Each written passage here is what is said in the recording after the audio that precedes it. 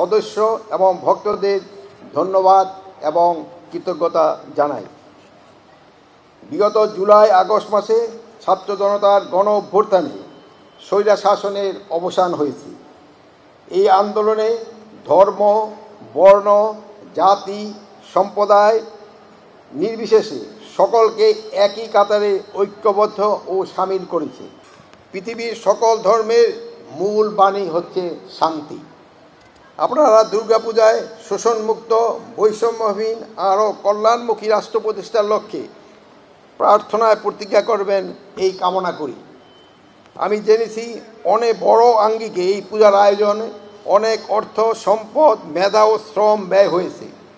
অতীতের অভিজ্ঞতার আলোকে বলতে পারি, এটি একমাত্র পূজা যেখানে আগত ভক্ত ও সুধীজনকে সপ্তমী, অষ্টমী, নবমী দিবসে দুপুর হতে রাতে বসে নিরামিষ খাবার পরিবেশন করে আপ্যায়ন করা হয়।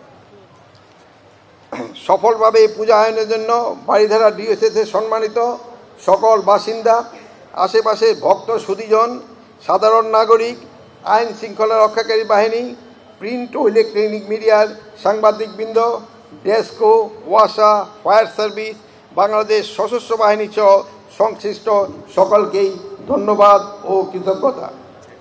পূজা কমিটির সুযোগ্য সভাপতি সহ সকল সদস্য, ভক্ত এবং সুধীজনকে আবারও আন্তরিক অভিনন্দন ও শুভেচ্ছা জানিয়ে বক্তব্য শেষ করছি। ধন্যবাদ সকল।